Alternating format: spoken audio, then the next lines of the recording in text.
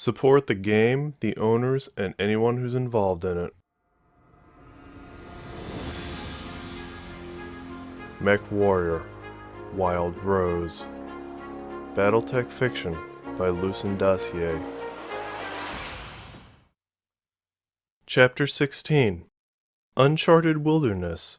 New St. Andrews 4, The Periphery. Rimward of the Circinus Federation. 30 May 3077.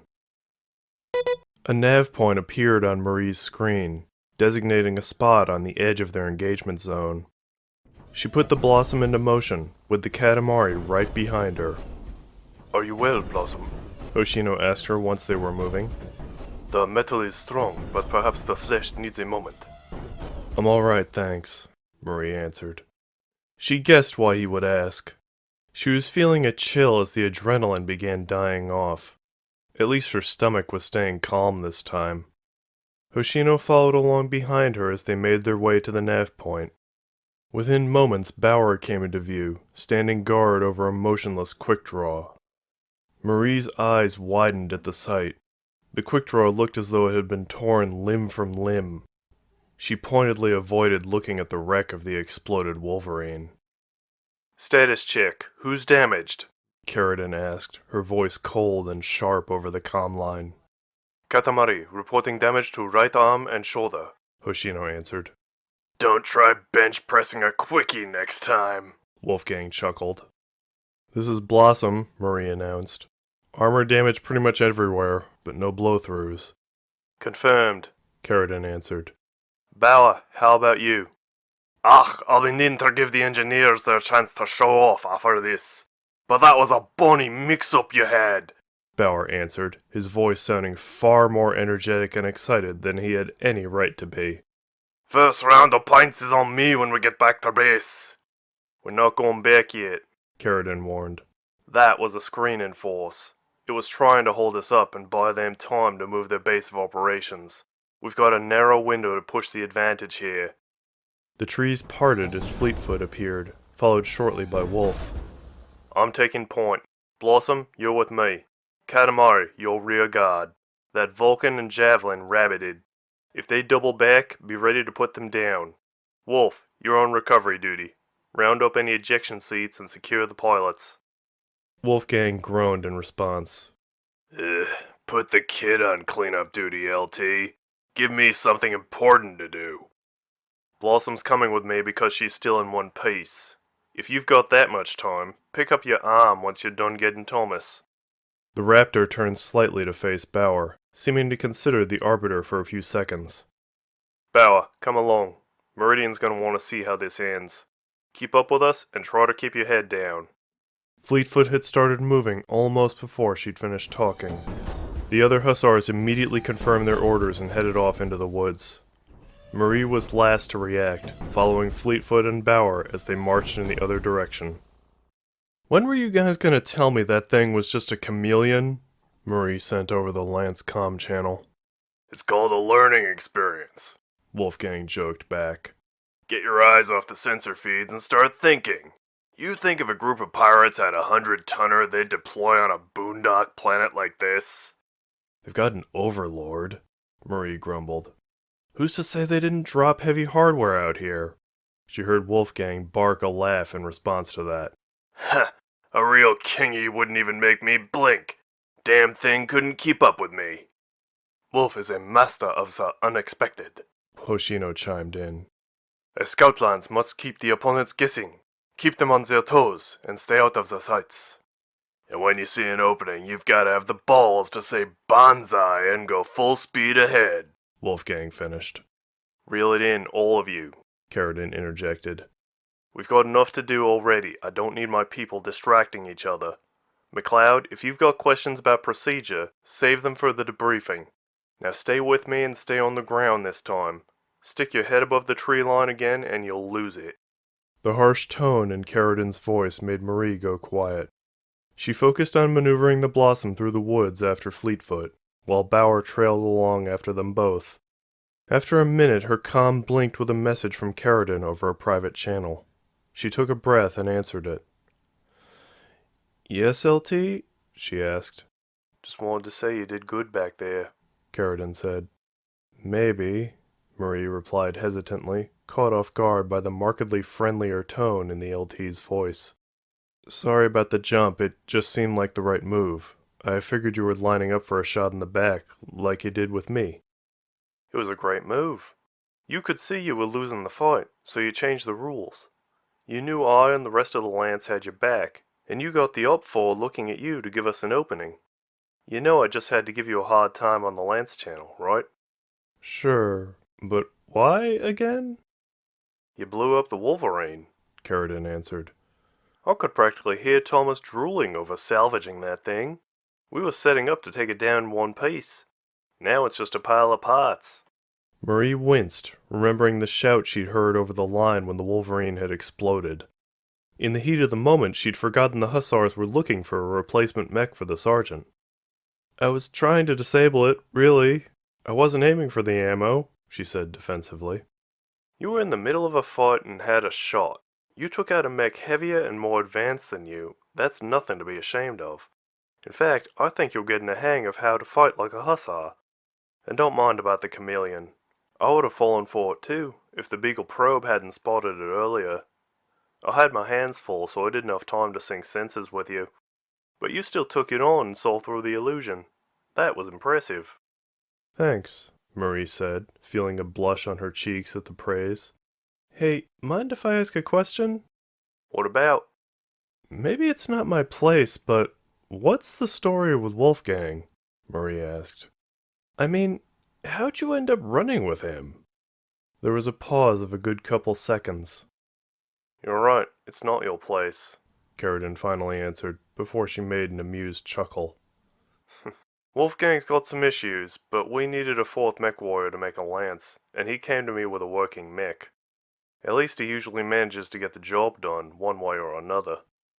No offense, but the guy seems like he could get the lance in trouble real fast, Marie commented. You mean by charging into a fight against mechs twice his size? Caradin asked, a hint of annoyance in her voice. I told you, between smart and crazy pilots, Wolf's definitely on the crazy side. But light mech pilots need to be unpredictable. Your main advantages are speed and surprise, and he knows how to use both. So far, it hasn't backfired too badly. Caradin paused for a moment. What's brought this on? Is this still about what Wolf was saying before? You think I'm keeping you on as a seat filler? Marie hesitated. I think I'm doing the best I can, but Wolfgang has a point, she answered. The Blossom's a tough mech to work with, and I'm your worst pilot. You're my least experienced pilot, Caradin corrected. But I think that's why you're a perfect fit for the Broken Blossom. You don't have the burden of experience telling you battle mechs can't fly. You just get in the cockpit and make that lamb work. That's an asset I need in my unit. There are thousands of men like Wolf in the galaxy, Caradin said. They talk big, but they've got no real talent to back it up. You learn not to expect too much from him, but you're different. I think with me guiding you, you could be just what the Hussars need to really make a name for ourselves. Add in a transforming mech that no one expects, and you're not a liability at all. You're a trump card. Marie's blush deepened at the compliment. Thanks, she replied. So, what's the plan here, Lieutenant? She asked. Like I told Bauer, they're still out here, Caradin answered. All that hardware was meant to push us back or break us, while they're busy moving their base. And you know where that is? Marie asked. Of course. A key part of scouting is being able to tell what people value. Why would they mobilize so much equipment when they had two mechs nearby looking for them? Because they knew if they hit the reserve lance, Katamari and I would have to come back you up and leave off our search. That tells me I was getting too close for comfort, and now they're exposed. So you and I are going to root them out and mop up. And Bauer can watch and stay out of the way. I figure I need to keep my eyes on him. But now's your chance to show me you can be a scout. What are you expecting the pirates have left to throw at us? Marie was caught off guard by the question, but still took a moment to think before responding. Meridian talked about running into 2 lances, she began. And we just ran into 5 battle mechs. They knew to disguise the chameleon as a short-range juggernaut so we wouldn't want to get close enough to look at it. They even bolted on a few rocket launchers to help sell the king crab look. So what does that tell you? I think they were counting on a show of force making us run away. Faced with a middleweight lance backed up by a 100-tonner, the smart move would have been to fall back and call for reinforcements, which would have given them the chance to slip away again. They weren't counting on us diving right in like a bunch of crazy people. Caradin laughed quietly at that.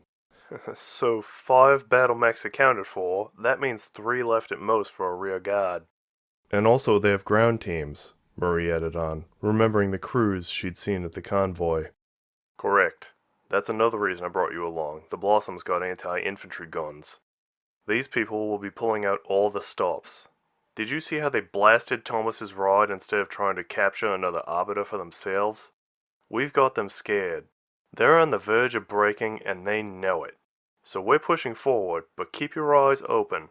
We need to take this chance to stop them, but if things turn against us, we've both got to be ready to get out fast.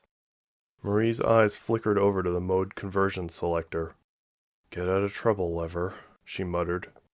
She wondered if she'd have time to change modes if things got out of hand. Sir, what about Bauer? If things go south, I can provide cover fire from the air while he pulls back.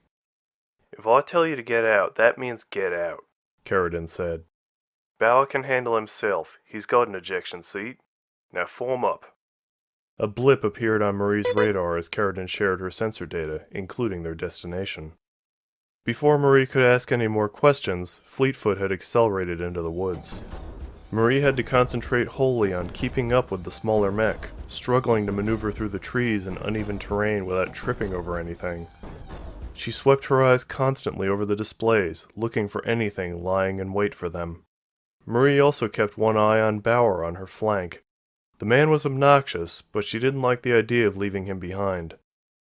She lost track of Fleetfoot as it pulled away from her, but she stayed focused on the nav point on her screen. After several tense minutes, she and Bauer were closing in on it. Marie let out a breath she'd been holding when Fleetfoot reappeared on her sensor readouts. Try to keep up, Blossom, Caradin ordered over the comm line once line-of-sight communications had been re-established. Now fall in. We've got activity. What is it? Marie asked. The Beagle reads multiple mech-sized signatures just over 100 meters north of here, Caradin explained. Now how would you proceed? Marie blinked, processing the question for a moment before she checked her sensors again. A few energy signatures had appeared, signaling internal combustion engines, along with a pair of fusion reactors. We should stay within range of each other and advance quickly. We know they love to scramble sensors, so we should try to get eyes on what they have. Sounds good. You first, McCloud. Bauer, follow behind, and I hope you're recording. A little confused about this new approach, Marie shook her head to clear it and started the Blossom moving forward. Confirm sensors are synced? She asked. Correct. Synchronizing now, Caradin replied. Marie's screen fritzed and populated with more blips as Caradin's sensor feeds synchronized with hers. Looks like ForestryMech and an Arbiter, Marie announced. And another chameleon. Slow down. You sure? Caradin asked, in a tone that hinted she knew the correct answer. We only have the element of surprise for a minute here. They know we're coming. We must be on that battlemech sensors already, so no need to run into an ambush. Hold back here, I'll stick my head out. Information is ammunition, like they say. Upon hearing an acknowledgement, Marie pushed up the throttle. She could see trees had been freshly cut down just ahead of her. A camp was tucked into the clearing, with half a dozen canvas-walled structures hastily being broken down, with signs there had been more until recently. 24 small human forms were scrambling around, loading the folded-up buildings onto the backs of trucks. Tire ruts spoke of vehicles that had already pulled away. Marie took it all in for a moment before her eyes flickered up to the much larger form of the mech before her. Despite herself, her chest tightened at the sight of the skull-faced mech standing in her way. At a quick glance, it looked very much like an Atlas, a 100-ton behemoth that would give any mech pilot pause. Even knowing it was just another chameleon didn't immediately relax her. Standing so close to the thing's hulking form, she suddenly felt very exposed. Behind the faux Atlas was the wide aerodynamic form of a samurai aerospace fighter. It had just taxied out of one of the buildings and was slowly turning, lining itself up with a narrow straightaway that had been carved into the woods. "Fleetfoot reporting a fast mover! Moving to intercept!" she announced over the comm line. Not waiting for a response, she hit her jump jets. The Blossom launched skywards. Simultaneously, the Chameleon reacted, launching a blistering spread of rockets from a block attached to its hip, in a pale imitation of a real Atlas's LRM launcher. Marie's jump carried her over most of the cloud of rockets, but a few still caught her legs. She grit her teeth as the Blossom tilted under the impact. She cut the jets early, and the Blossom's mass plummeted back to the ground, landing heavily on the aerospace fighter's wing. The wing bent under the mech's crushing weight, and Marie found herself standing on a tilted, moving landing pad with her gyro already struggling to keep up. She fought the controls, but lost the battle as the Blossom's foot stuck on the grounded aerospace fighter and she toppled over. The impact with the ground slammed her against the crash webbing holding her into the command chair and left her head spinning. She dizzily managed to get the Blossom up on one arm to take stock of her surroundings. The Chameleon was turning in place to take aim at her. On top of that, it wasn't alone. Marie's jump had carried her to the far end of the base, where a trio of other mechs were clustered together. Two of them were ForestryMechs, sporting chainsaw arms, and the other was the familiar ape-like form of an Arbiter. The trio of mechs had been in the process of moving out of the clearing as they followed the trucks into the woods, but at the Blossom's thunderous and clumsy appearance, they turned to face her. "Fleetfoot, I'm engaged and surrounded! Requesting backup!" Marie called over the comm channel. Fleetfoot's lasers quickly joined in, stabbing out of the woods and playing over the Chameleon's chest, burning through fake panels. It was enough to throw the Chameleon off balance, its own lasers going wide of the Blossom. Meanwhile, the other three mechs were moving towards her. The Arbiter reacted first, firing its gun at Marie before she could move out of the way. The shot slammed into her shoulder, making her sway with the impact while the report echoed off the walls of her cockpit. The ForestryMechs revved their chainsaws in anticipation as they closed in, preparing to finish her off while she was still on her knees. "Come on, old girl, don't go out like this!" she hissed through clenched teeth as she pulled back on the control sticks and manipulated the foot pedals. She winced as she heard a cannon discharge again, but felt no impact this time. She looked up to see Bauer's Arbiter standing next to her, its gun barrel smoking. Get up, lassie! This fight's nae over yet! Bauer called out, before charging straight at the ForestryMechs. Marie forced the Blossom's feet back under her and stood back up. She fired her lasers at the enemy Arbiter, aiming for a dent where Bauer's earlier shot must have landed. Armor liquefied under the attack, and the security mech was left on its heels. In the side display, she saw the Chameleon trying to line its guns up on her again. Marie swung the Blossom around and accelerated, closing in on it. The Chameleon's large laser went wide as she leaned to one side. She drew her left arm back and shifted her weight, sending the Blossom's fist up in a left cross that slammed into the Chameleon's face. The mech's head snapped back, its fake skull mask shattering under the blow. The Chameleon staggered backwards, teetered, and fell down, crashing thunderously onto its back where it fell still. Marie stared incredulously down at it for a precious few seconds, confirming it wasn't moving. The pilot was either dead or unconscious. Then, at Caradin's order in her ear, she turned to see Fleetfoot had come around, firing its lasers into the enemy Arbiter while Bauer wrestled with the chainsaws of the ForestryMechs. She was ready to add her own fire to the fray when she felt an impact, and the Blossom suddenly burst into flames. While emergency alerts blared, she looked down to see a pair of men on the ground with shoulder-carried SRM launchers. They fired again, and Marie raised one arm defensively, taking the missiles on her forearm. They were Inferno rounds, coating the mech with fiery gel. After a quick glance at her status display to see the damage was minimal, she swung her other arm up, aiming the machine gun down at the men. Her finger froze on the trigger. On the display, she could see the fear in the men's eyes. They'd fired their last SRMs already, and there was no cover to dive behind. Her mind raced, remembering what a mech-mounted machine gun would do to a human body. After a second, the men threw the empty launchers down and ran for one of the trucks. "Stop!" Marie ordered over the loudspeakers. Everyone here, surrender immediately! She looked down to see the chameleon starting to move as its pilot regained consciousness. Marie hastily lifted one of the Blossom's feet, putting it down solidly on the chameleon's chest while she aimed her arm weapon pod at the mech's face. Inside the cockpit, the chameleon's pilot must have been staring down a barrel he could fit his body into. That means you too! She snapped at him. The chameleon froze again. Unfortunately, no one else was paying her any attention. While Bauer and Caradin were fighting off the remaining mechs, the people on the ground were scrambling for the trucks, which were starting their engines and rolling for the tree line. What are you waiting for, Blossom? Caradin snapped at her. Secure the ground pounders, they're getting away! Marie swallowed and aimed her free arm up while keeping the other trained on the chameleon. The Inferno gel was still burning in defiance of the rain, but her targeting computer compensated for it as she swung the reticule over to the lead truck.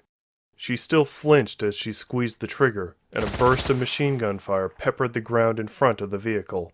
Undeterred, the trucks roared into the woods while Marie fired another burst over their heads. The enemy Arbiter was down under Caradin's assault. Meanwhile, Bauer was tussling with both ForestryMechs.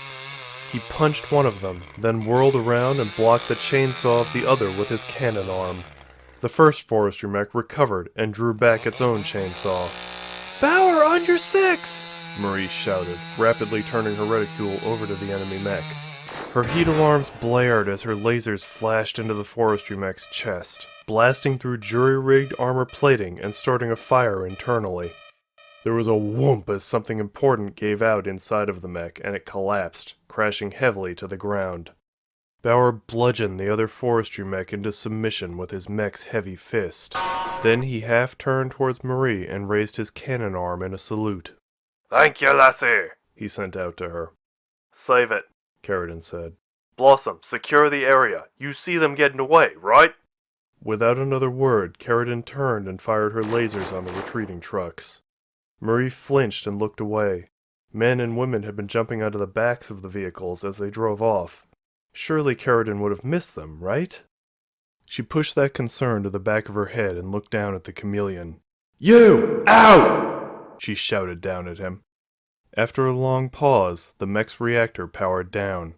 Even as this happened, the Blossom's computerized voice alerted her of another reactor power-up. Mech power-up detected. Reactor detected, Caradin announced. Blossom, move to intercept. I'll secure this mess. Marie hesitated a half-second longer, then took her foot off of the chameleon's chest. She looked at her screens for the reactor signature, spotting it in the center of the largest remaining structure, a wide, squat building on the far end of the camp. A wide pair of flaps were spread open on one side of the building. Going over and sticking her head inside, Marie recoiled immediately at the sight of another battle mech, a Locust. She frantically tried to line up her weapons, pausing only when she realized the machine wasn't moving. She figured out a moment later why. The mech wasn't online. Dangling wires and patched armor spoke of it being in the middle of receiving repairs. Currently, someone was inside of it, desperately trying to cold start the machine's reactor without the normal safety checks. Out of the mech, asshole! She shouted over the Blossom's loudspeakers. She squeezed her triggers and machine gun fire peppered the stationary Locust. The mech's reactor sputtered and died, the pilot giving up on coaxing it to life. Marie tore her eyes momentarily off of the mech and looked over the rest of the structure. The canvas walls had defined a single large chamber, functioning as a mobile hangar. Looking down from the Blossom's eye level, she saw another Samurai aerospace fighter parked on the ground. Just behind it, she spotted a truck gunning its engine and starting for the exit. Don't even think about it! She shouted over the loudspeaker. She stepped into the path of the truck, intending just to block it, but the truck swerved at the last second and the Blossom's toe clipped one fender, rocking the vehicle up on two wheels. Marie shifted her weight and nudged it with her other foot, like she was sweeping a bug out the door. There was a moment of resistance as the Blossom's foot hit the truck, and then the vehicle flipped onto its side, wheels spinning uselessly. She immediately turned and fired a warning shot from her machine guns over the motionless aerospace fighter, perforating the wall behind it. Everyone here get out or get blasted! She shouted down into the hangar. She swept her eyes over the displays, looking for any signs of activity. A flicker of movement got her attention, and she swung the Blossom's left arm up to point at the Locust. A mech pilot was emerging from the cockpit, still in his cooling vest. Marie's eyes narrowed as she spotted a woman in technician's coveralls behind him. While the Mechwarrior was slowly walking away from the mech with his hands raised, the woman leaned into the Locust's cockpit. You! Down off of there! Marie snapped, punctuating the statement with another warning shot over the Locust. The woman and the Mechwarrior both flinched and ducked, and the woman slowly stepped back from the cockpit. What are you doing up there? Marie demanded. Getting my stuff out of it. What do you want? The tech asked back. Get down from there now! Marie snapped. Who else is here? The woman pointed towards the back of the hangar. If you're looking for the pilot of the bird, he's passed out drunk on his rack, she grumbled. The Mechwarrior gave her a sharp look, which she met with a helpless shrug before trudging over to the ladder down to the ground. Marie checked her readouts, confirming the Samurai's reactor was cold. Meanwhile, the truck's occupants were climbing out, looking dazed and bloodied from their vehicle's tumble. All of you, move away from the hardware, she ordered. She gestured with the Blossom's hand towards an empty spot near the hangar door. The truck riders, the Mechwarrior, and the tech dutifully moved to the spot. Marie's eyes narrowed as the view zoomed in on them, picking out multiple sidearms. All of you, drop your guns, she ordered. She got a few dark looks in response, but they still threw their guns to the ground.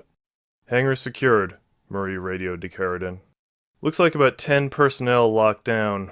I've got one broken down mech that won't be a problem anytime soon. Also got a bonus aerofighter over here. There might be some more personnel inside the base, but I can't be sure. Copy that, Caradin answered.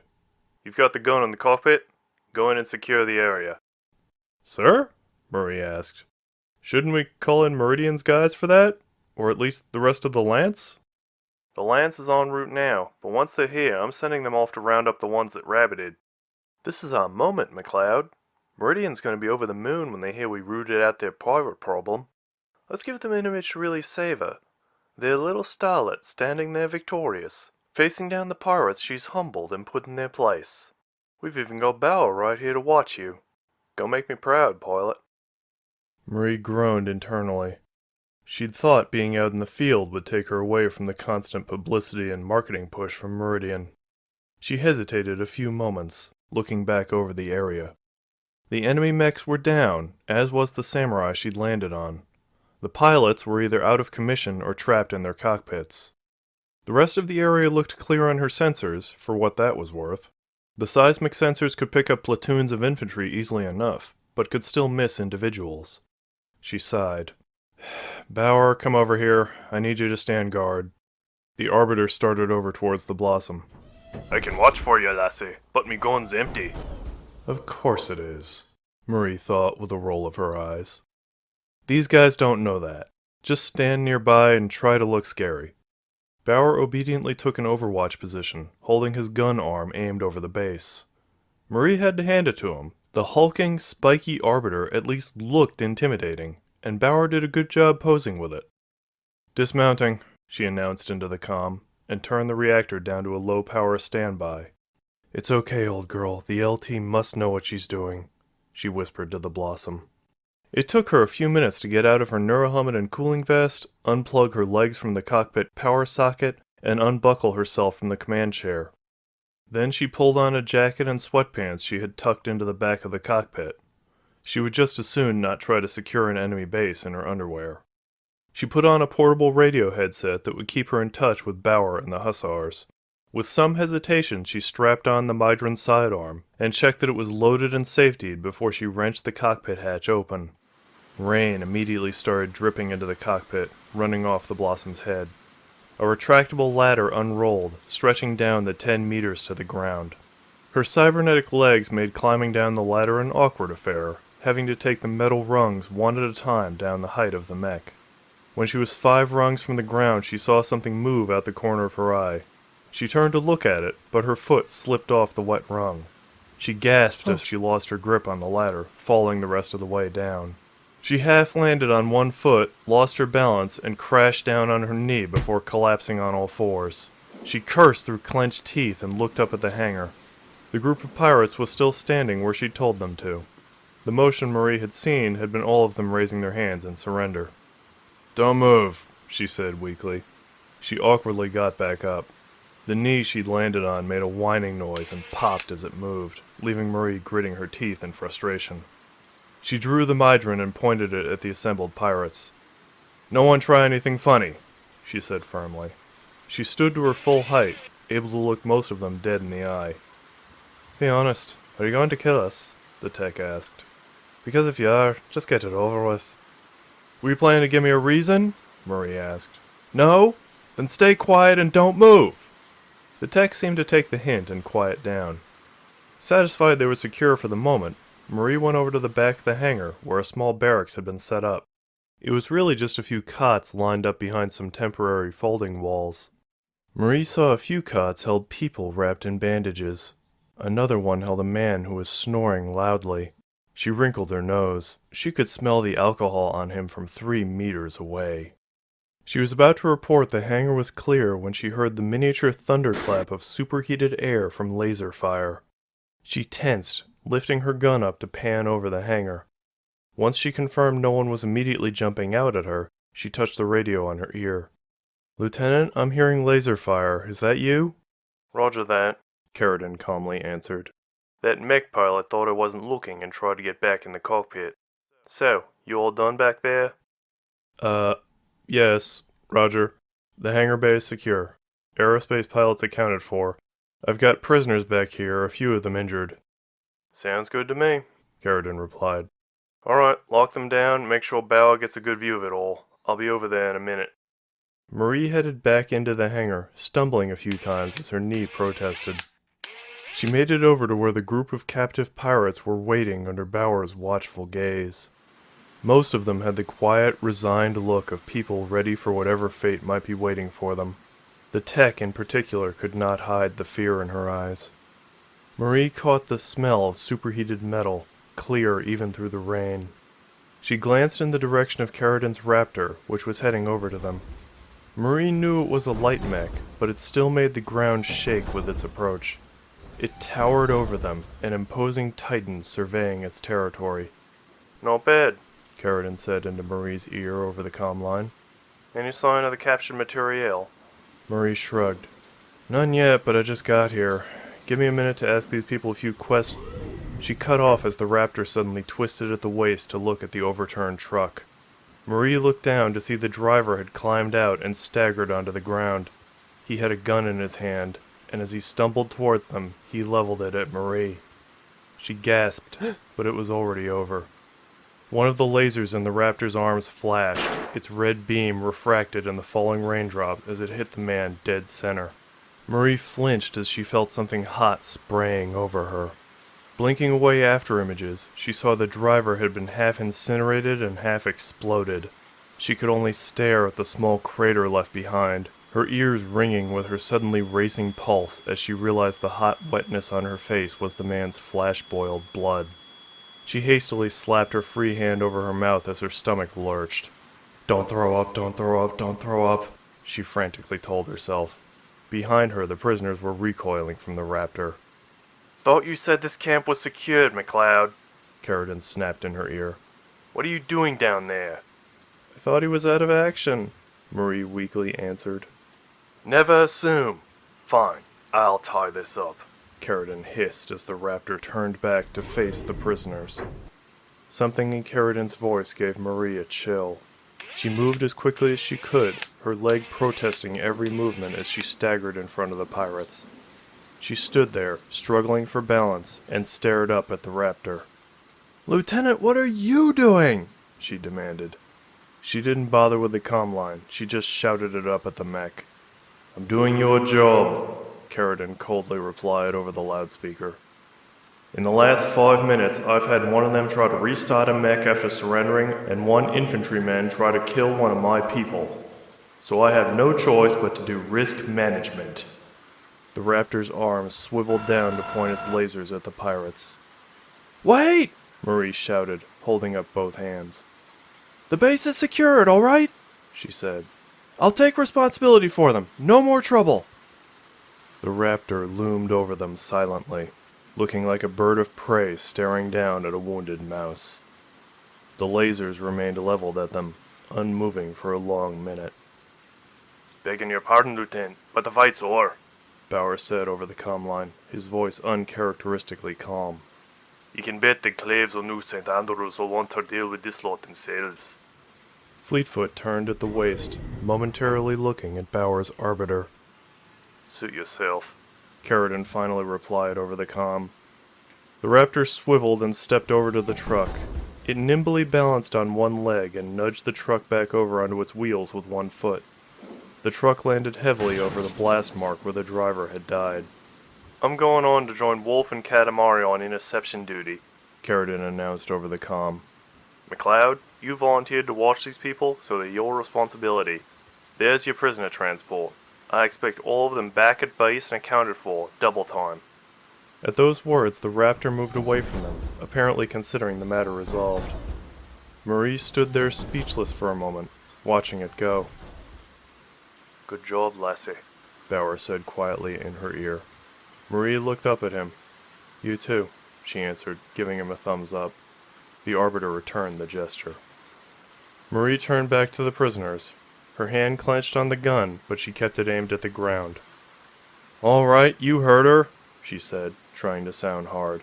You can work with me or you can deal with her. So who here can get that truck up and running? End chapter 16.